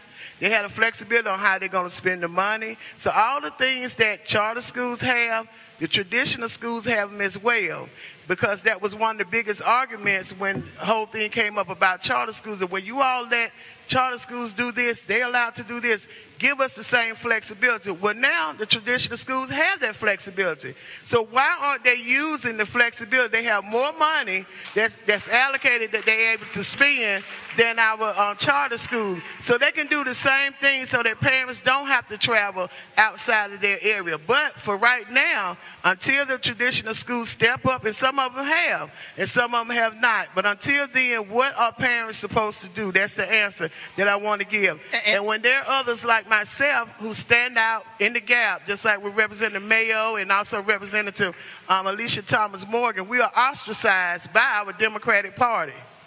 And it happens a whole lot. That we usually a few of us on one side of the line, and then we're beat up. So you all who are in support of parents having choice, you need to talk to your legislators on the Senate and the House side and let them know how you feel. Because if you don't voice that opinion, and then you wonder why the charter schools do not receive as much money as they should, it's because the legislative body is voting against it. Majority of them are voting against it, especially the black legislators are voting against it. So, hold up. I got a question. I got a question here, ma'am. Your running commentary really is bugging the folks around you. So please allow them to actually listen. Here's also to your point, because somebody hollered privatization of education. I literally just stood here and said we on a private campus, and public dollars. And matter of fact, let me just go ahead and really get real specific. Since you want to keep talking privatization, the reality is this: the average HBCU, 80 to 90% of their budgets are driven by the financial aid of the students. That means that private HBCUs are existing because of public dollars. So explain to me how black people love to shout HBCUs, which are here because of public dollars, But then when a black parent wants the elementary school or middle school or high school student educated in a charter or some other option, then we go, oh, bad idea. You can't say I support an HBCU that's here because of public dollars, but then get mad at the school over here, because guess what? If our kids ain't reading in the 5th grade, they can't get into Morehouse. They can't get into Spelman. They can't go to CAU. So at some point, you got to make up your mind. You're going to educate kids K through 12, or you're going to focus on college. And if you're not trying to fix it, all you're doing is running your damn mouth. Hey, Roland. We're going to sustain that one. That's sustained. And that wasn't said privately, it was said publicly. Let me say this. Everybody about to clutch their pearls in a second. I'm about to give you a number. Real quick. He just mentioned Morehouse College. He just mentioned, one of the finest institutions. What percentage do you think of Morehouse alums get back to this institution? Come on. What percentage, we talk about our black colleges, our communities, what percentage of Morehouse alums get back to the school, thus making it more of an onus on us to rely on that? Try 17. Hold on. No, y'all gonna really say something. That's high. 17%. And so she talked about black faces, black leadership. We had control of our schools for a very when every time we were fully funded and we were running our own schools, we had control for a very long time. And when we have Morehouse men and Spelman alum, my wife is a Spelman alum, their numbers is close to it's still in the 40s. Majority of Spelman women don't get back. We went off, we got our degrees, we made a little money, went to a little community, put our kids in a little private school. And I said, what about Morehouse? What about the 83? What are 83% of y'all doing with y'all money? Hold on, you said 17. No. 83% ain't given. No. See, y'all were like, ooh, 17. The president of the Florida A&M Alumni Association was on my show and said 5% of FAMU graduates give back. Not 1,000, give a nickel. The president of Howard. I said percentage, not dollar figure. I ain't done. The president of Howard University said when he arrived, 3.7% of all undergraduate graduates gave. Now it's up to 10%. The Wilberforce president said when he arrived, 1% of their graduates gave. Then when he left, it was at 9%. The giving rate of the average giving rate of HBCUs is really between 5 and 8%. Claflin has the highest giving of any HBCU. It exceeds 50%. Why we right now are facing, you already know about Morris Brown. You also, other HBCUs are withering on the vine. The reason Bennett today. The reason the Benjamin Mays example was vital was because what Mays figured out was if we do not deal with K through 12, there will be no Morehouse men. There will be no Spelman women. And so we are sitting here arguing and mad as to why this way or that way. I will say again, I do not care. You know what the balance is? Failure, not failing. No, that's no, you want balance? 5th grader can't read. You want balance? Black kids who are in the 8th grade with 2nd grade math proficiency. Do you want balance? I just read for you the school with 5% of the students reading on grade level. Let me say something. I'm just saying. I want to speak to that. Go right ahead. So when I mentioned, charter schools are still only a fraction of the majority of most public school systems. 4%. And so I'm waking up every morning, and members of the school board in Atlanta are waking up every morning and fighting for 100% of the students, even though those in charters, those in district, and those in schools that are under their authority. And so the idea that charter schools are taking over, I think because the term charter has become such synonymous with so much passion that people, as soon as you say it, everyone wants to gravitate towards that term. I think we should call it something else. And then have a conversation around, do we need schools that have a certain level of autonomy over doing things? Yes. Do we need schools that have a certain level of accountability that says they're not doing well? Yes. Should we have schools that have options to go out and identify additional resources so that we can give things our students need? Yes. Call it what you want. Call it Roland Martin University. I don't care what you call it. But let's give everybody the same chances that you give your child as well. Let's talk about that, because I'm fighting for not only just I got 10 charter schools in my district. I got 200 that aren't. So I'm fighting for them too, because my kids go to a traditional public school. They don't go to a charter. And my wife is a principal in a traditional public school and not in a charter. I want to give some facts. For all of them. I want to give some facts. I want to give some facts so you have facts. Someone said, one second. Someone said privatization. These are facts. These are facts. Only 12% of all charters are for profit. 12, okay? 65% of all charters are what are called small CMOs, or single entities, largely nonprofit. Now, give me another fact, okay? I'm not done. Another fact. 6% of students in America attend charter schools. That means 94% of kids in America go to traditional schools. So explain to me how 6% is the problem and not 94. I don't understand that. Now, I got some questions from the audience. Jason Allen,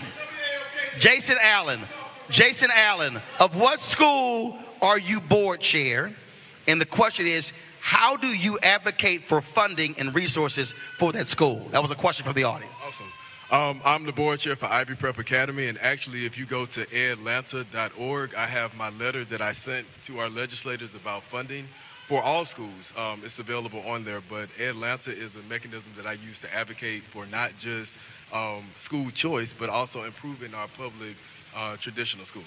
Danielle, can you speak to the difference between private and public? I'm assuming between private schools and public schools. First of all, that's a question from the audience.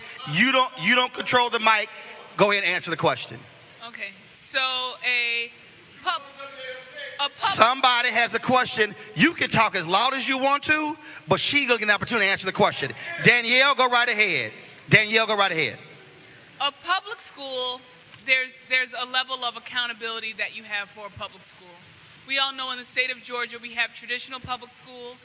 We also have state charter schools and local charter schools. So when you think about a public school, know that there's a system of accountability.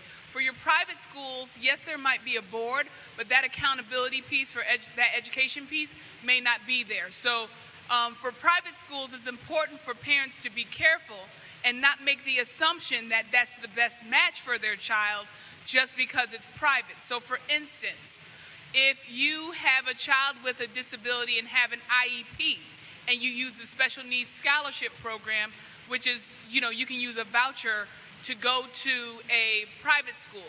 That private school does not have to serve your IEP.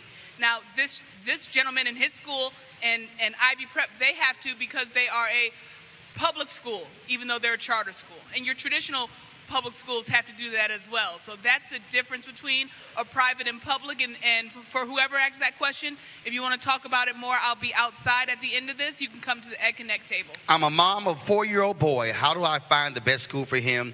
And what's the criteria I need to have to determine if the school is up to par? Anybody? Well, I definitely would.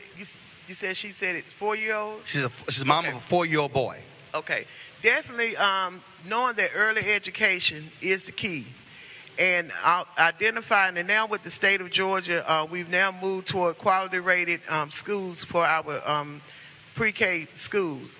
And with that, they now have to go through a more rigorous requirement for the type of curriculum that they're actually delivering.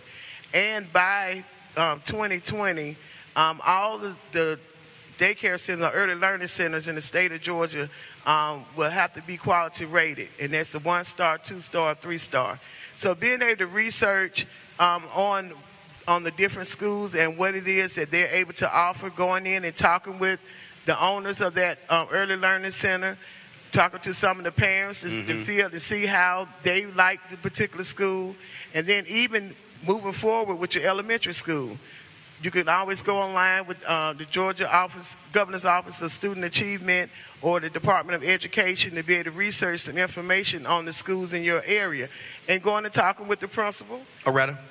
So I was going to agree, definitely do your research. There are apsinsights.org is a great resource for going. apsinsights.org. apsinsights.org. You can look up all schools. You can look up not just their CCRPI scores, which is their Career and College Ready Performance Index. You can also look at their English and math proficiency scores. You could look at Title I percentages. You can look at attendance rates. There's a lot of good information. But aside from that, I encourage you to go to the school and visit the school and ask the principal, ask the leaders, what is your vision for the school? See, does that align with what it is that you have for your child? Talk to other parents who attend that school. Ask them to tell you about the good and the bad, because nowhere is perfect, but there has to be a place that's going to be a good choice for you. So do the quantitative and the qualitative research to find out what's best. And also really understand your child and what your child needs. So I understood that my kid didn't need a lot of free time. Free time equaled trouble for her. She needed discipline. She needed structure. That was specific to my kid. But my best friend's kid, complete opposite. So know your kid, their needs and their learning styles, and then do your research and matching what's the fit. There was a state representative in Chicago who wanted to shut down an online school. And I had her on WVON radio. And I said to Representative Monique Davis, I said, have you talked to any of the parents who have kids in online school? She said, no. Have you talked to any of the students who go to the online school? She said, no. I said, okay, how are you trying to shut something down? You haven't even talked to the people who kids go there. She said, I just believe that kids should go to brick and mortar schools. I said, Representative Davis, you almost 70. I said, my nephew, who is at the time was 3, he was able to get my iPad, and Netflix was not on the home screen. It was in a folder. He was 3. He had my iPad, found Netflix, found the cartoon he watches on Netflix, and was watching the cartoon, and I thought it was my brother's iPad, it was mine. I said, Representative Davis, kids are coming out the womb learning technology. I said, before you try to shut something down, will you at least go talk to the kids? Because every kid is not meant to a traditional school. She went and did it. She came back and said, I was wrong. I said, you were willing to shut something. You were going to go to the state and use your power to shut something down, and you hadn't even bothered to talk to the parents or the kids to say, is that working? And it was nonsensical. Question, Gavin.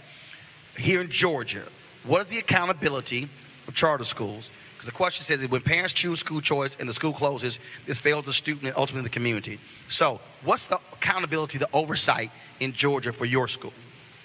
So we are actually, our oversight body is both the Georgia Department of Education and the State Charter School Commission. So you have oversight? I have absolute oversight. Okay. And they are... He just said who? The Georgia Department of Education. He just said who? Lord, repeat it again. Repeat it again. The Georgia Department of Education, which oversees all schools in Georgia, oversees all charter schools as well. So every public school is overseen by the State Department of Education. And when you say oversee, what do they oversee? Everything we do, from education to nutrition to finance.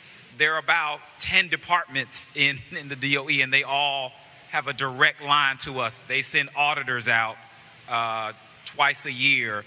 The commission sends auditors out. The State Charter School Commission authorizes. They also send auditors out twice a year. So hold up. The State Charter Commission and the Georgia Department of Education both send auditors out? Yes. So you have oversight? I have a lot of Okay, oversight. I thought so. That pretty much answers that question. All this. Okay, all right, here we go. Okay, you're not like the board. Okay, so explain to me then, since you want to have a board, that's great. What's up with all these failing Atlanta schools? No. If you want to talk about a board, see, this real simple. This real simple. No. We can let him sit there. See, this is the fundamental. No. He fine. This is the fundamental problem I have. We keep yelling, board. Show me failing schools and what the board is doing. I just read to you in Atlanta.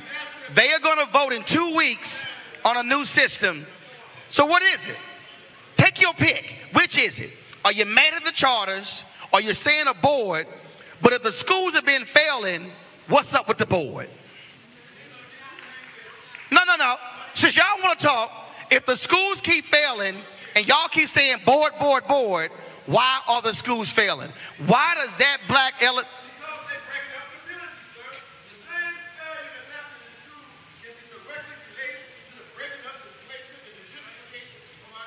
So here's my question.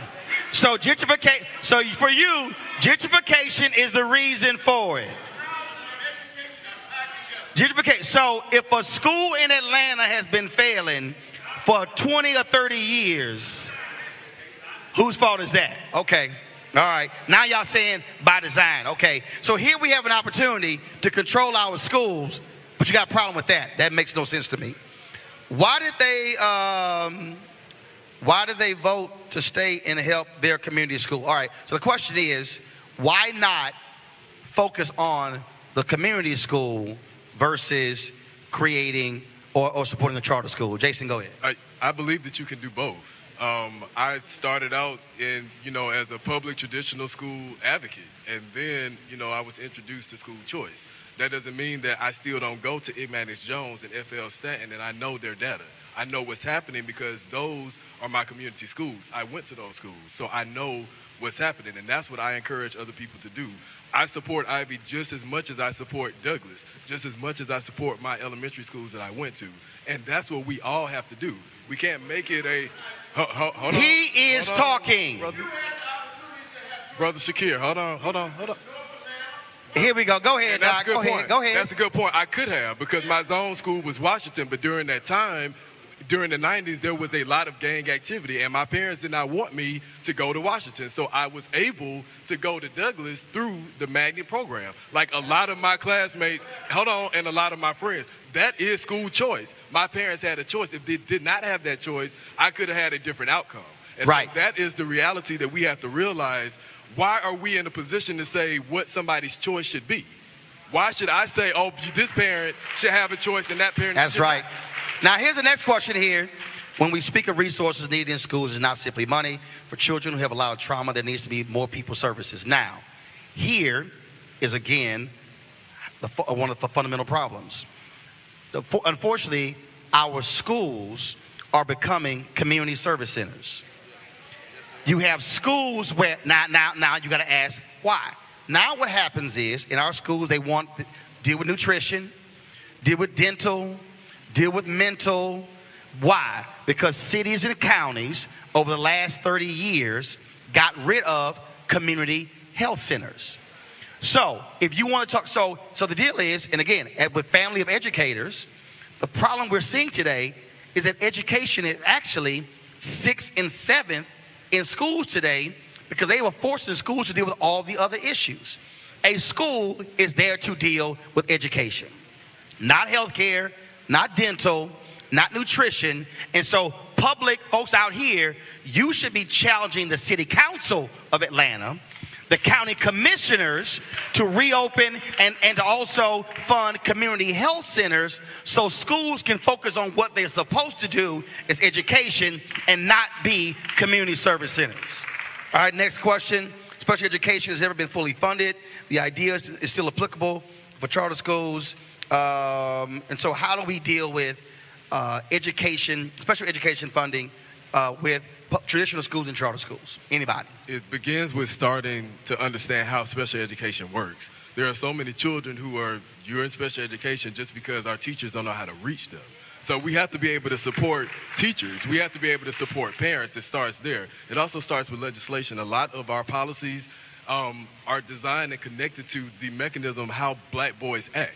So when you think about discipline is centered around, okay, we have all these deficiencies of how black boys act in classrooms. So policies are created around that. So we want to make changes in special education. We have to start with erasing the whole magnitude or the mindset that special education begins with discipline, because that's where a lot of our children are. They're in special education because they won't sit still. They won't be quiet. They won't walk in a straight line. They won't do what the teacher is telling them to do at that moment. And that's why a lot of kids are caught in the special education system. In fact, what you ought to do is, we tried to play it, but we had some audio issues. You ought to go to YouTube and look at a video by Prince EA. And there's a video called The School System on Trial. And when you see this video, it's about a 6-minute video, what he lays out is that the education system that we have today in 2019 is literally the exact same system that we had for the last 150 years in terms of desks lined up in a row, kids raise their hand to ask a question, because that system was created for a totally different economy. Now, for mass production. Not only that, I want you to look up, this is your homework, I want you to look up the Carnegie method. Let me say it again. No, it's not Carnegie, it's Carnegie. It's the Carnegie method. And what that is, so the current education system, in terms of how we do units, in terms of what is taught, that was created when a group of industrialists got together in the 1800s, and they had meetings all across the country. They excluded, especially North Carolina, black folks from participating, where these rich industrialists created the model of how education is taught. And so that is X number of classes, X number of, in terms of the whole system. And so part of the problem we have today is that we have kids in 2019 who are literally being taught the same way we taught kids in 1890. And so what you're seeing is, and I've been an advisor for XQ schools. Laureen Powell Jobs, a widow of Steve Jobs, has a group called Emerson Collective, and they had this mass initiative, Rethink High School. So go look it up, XQ America. And they've given out $100 million to people to rethink high school. Some of the ideas that we got were stunning. One of the schools, the school is located in a museum. Another school, the curriculum was actually established by the students. And so if you go to XQ America, go to the YouTube channel, their Facebook page, you see all these stories. So what that points to is where we are now is, and this, which is why it goes to the issue of charters as well, is that the point of innovation is not that we teach every child the exact same way, that we create different schools for different ways. And to your point, one school may be, you know what, we're going to be outdoors. Another one may be indoors. But you create different ways of teaching and get away from this as only one way to educate every child. Can I give you one more data point? There are 15,000 school districts in America. Most of them are run by elected officials, like here in Atlanta. Boards. 68% of school board members in America do not have children in the school system in which they are on the board. And so, as a school board member, I have a wife who is a middle school principal in the largest middle school in my county, which is 1,300 students. I have 2 children who go to a public school in my district. I have a daily feedback loop. My wife says, Curtis, you passed some bill, it ain't working, you ain't got no money for it, I got classroom, it ain't working. My kid comes and says, Dad, I'm bored, this is not working, iPad. And so when you have leadership who is coming home to the daughter who's on Netflix, who done found it, and you saying, my daughter is on YouTube more than she is out doing other things. And I'm saying, okay, I could take the YouTube away. I could take her iPad away and say, go outside and play like we did before. But at the same time, we understand that the world is moving in a different direction. And if we don't move with it, we are going to be left behind. And you can see I've traveled across the country, around the world, studying what are other school districts in Finland and Poland and Canada and South Africa doing, because we're in a global economy. And the people you are trying to compete with for jobs are not the people sitting next to you anymore. They are across the world.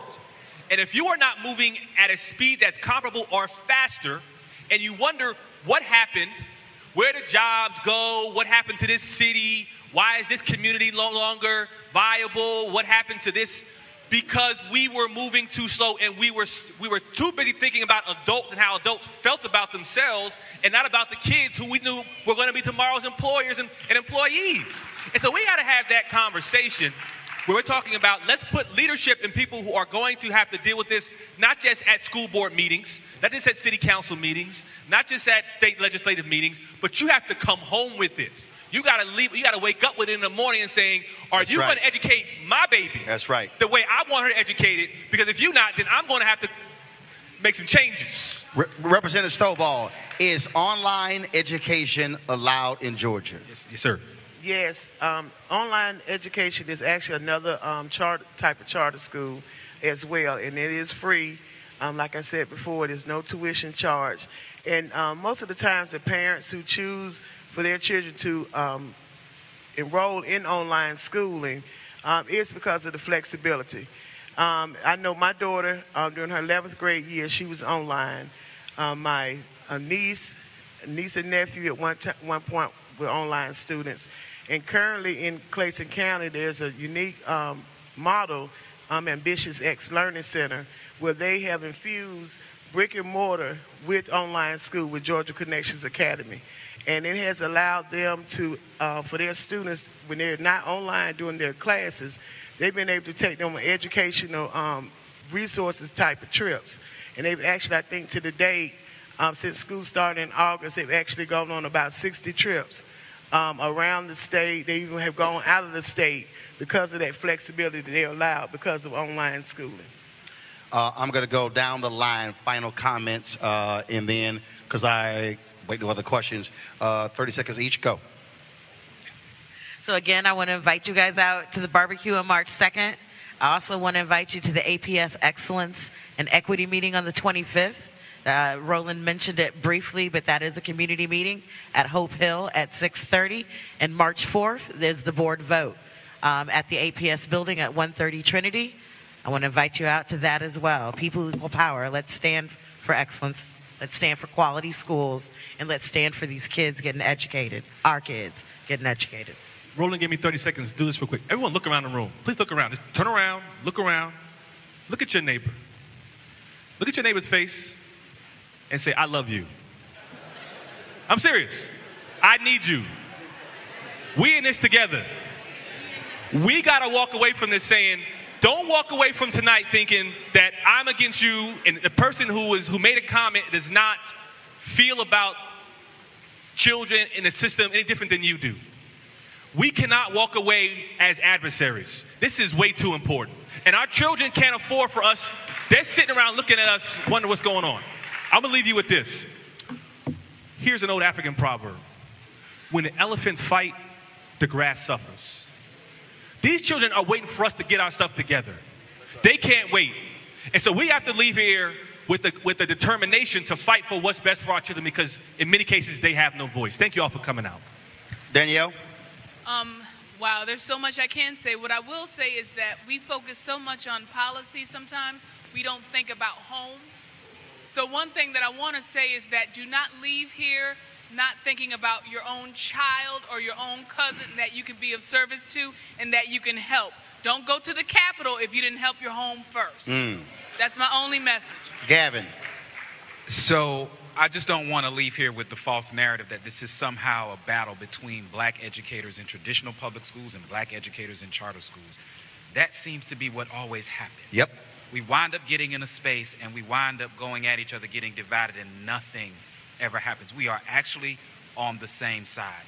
There are things,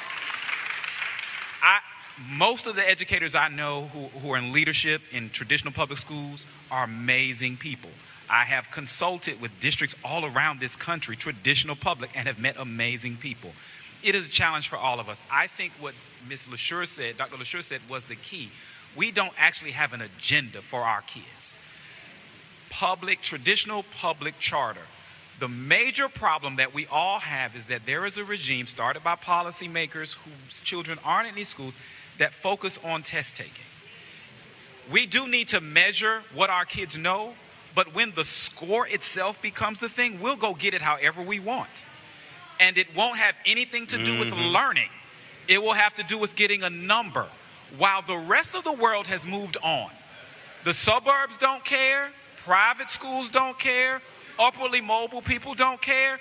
So we have to think about what we really want for our kids. Because by the time we get better at testing, everybody else would have got better at languages, technology, thinking, and everything else. So that's a whole nother conversation. But we need an agenda that talks about how we raise our kids at home and what things we need to teach them in school that will matter for them, separate and apart from other communities, because there is a different need. Jason. When President Trump was elected, our former executive director of IB reached out to me, Alicia Thomas Cromartie, with tears, crying. There were girls who did not have a choice. Those were Muslim girls. I wrote about them this week because they weren't able to go to their community school because of their faith and how they looked. And so it's important that we don't take anyone's choice away, because there are people who are literally depending on the autonomy to have a choice. So we do this work together. I'm a traditional public school special education teacher, but I'm also the board chair of Ivy Prep. So you can do both. You can support public traditional schools and charter schools. We can do this work together for our children. Representative Stovall. As a state legislator, it's important, very important to me that I hear from my constituents, and not just from the ones that are in my district, because I am state elected. And when I'm at the Capitol, like we're in session now, we're voting on laws that affect the entire state of Georgia. And it's important for you, if you don't remember anything else tonight, is that your voice does matter. But like Dr. LaSure said, you have to come with a plan. And if we're able to come up with a plan for educating our black children, then that's a platform that we can be able to use to push the legislators who look like me down there and some who don't look like me. And so in closing, what are you willing to give up for the better education for our children here, especially our black children in Georgia? All right. Mimi, bring them out, Mimi. Mimi, bring them out. Y'all come on. So while we've been in here, we had child care. So y'all come on. Y'all come over here. Come over here. I need the panelists. Y'all can stand up. Come on. Y'all come over here. How you doing? I want y'all to stand right here. Come on. Now you short. I need you to stand up there. You taller. Come on. I need you to file in. Come on, bro. You short. You stand right over here. There you go. You got something to say? Go ahead. I'm far and It's on. Are you him if you for I don't speak kid, but I know what you're talking about. I appreciate it. So here's the deal. Thank you, darling. I appreciate it. Thank you very much. Here's the deal. The reason we are doing these town halls and the reason we were invited here is not because of any elected officials. You co-signing? No elected officials. It's not because of administrators. It's not because of teachers. It's not because of school board members. It's not because of anybody. It's because of them. What has to happen is we must completely change why we are fighting for education. I'm tired of hearing the people talk about contracts. I'm tired of hearing the people talk about unions. I'm tired of hearing people talk about pensions. I'm tired of hearing them talk about public policy, because what you will not hear any of them say, kids. Because that's not why. George Parker, who I mentioned earlier, George Parker ran the teachers union in Washington, D.C. when Michelle Reed was there. And he went to, no, she's not going to sit down. She's going to stand with you. George Parker went to elementary school, and a young Hispanic girl came up to him and hugged him, and she said, Dr. Parker, thank you for fighting for us. And when he got in his car, he said it hit him. He said, my job as the head of the teachers union has nothing to do with fighting for that girl. He said, my job, he said, I had just spent $10,000 to get a teacher put back in the classroom who had no business be back in the classroom. It was at that point that George Parker said, I have got to advocate for education by any means necessary. George is now a supporter of parental choice in what we're doing. This was said earlier, look around at each person and say, I love you. I want y'all to look around at each person right now and just look at them. And this is what I need you to understand, since we're in Atlanta and we're on the campus of Morehouse where Dr. King was a student at 16. We're on the campus where Maynard Jackson was a student here at 14. There are more people who are sitting in this room right now than the number of black people who met in a basement in Montgomery on December 1st, 1955. When you look at the civil rights movement, it was because a handful of people launched a one-day boycott. The Montgomery bus boycott was not supposed to go 381 days. It was a one-day boycott that went to 5 days, and then it went 381. They then said, what's next? Then they went to Albany, Georgia, the Albany movement, the Nashville movement. 4 students at North Carolina A&T launched lunch counter sit-ins. They didn't ask anybody's permission. Freedom rides, all of those different things. Why am I saying that? Because black people changed America in a 13-year time span. Black people have forced America to live up to what it wrote down in the Declaration of Independence, all men are created equal. Black people has taught America what it truly means to be an American. Black folks, when they had the Arab uprising, they were wearing signs that said, I am a man. The same signs black sanitation workers wore in Memphis in '68. If you go to India, you can go on an MLK Drive. When they were in Poland with Walenza and the Solidarity Movement, they were singing Lift Every Voice and Sing. The Eastern Russians were singing We Shall Overcome. How is it that the world has picked up on the movement that black folks led, and we got black folks in 2019 who do not have the same capacity and courage to fight to change? If we are talking about changing Atlanta, and again, I don't live here, but we're here because what should come out of this meeting is a group, and whether it's book, whether it's Atlanta Thrive, whether y'all want to create the steering committee that is composed of critics and supporters, what should come out of this gathering is a steering committee, an organizing committee, whatever you want to call it, that creates that agenda Danielle talked about, that then leads to a change in how black kids are educated. We cannot continue on this path because in 24 years, America is going to be majority people of color. And when I interviewed Winnie Mandela, and we aired it last year before she died, she said the reason our kids today in South Africa have she said we have high unemployment because those kids, when they were kids, were fighting against apartheid. So y'all got to decide right now, how much are you willing to fight for? And understand this, you're not just fighting for her and him to get educated. You're fighting for his kids' kids, her kids' kids. And you better hope that her kids' will look back and say, I had a mama and a daddy and an aunt and an uncle and a church member and a fraternity brother or a neighbor who dared to fight for me to have a better life. And so if you want to just keep talking, go right ahead. But we got enough groups here who need you to be in the fight with them. The question is, what are you prepared to do? Give it up for our panelists, our kids.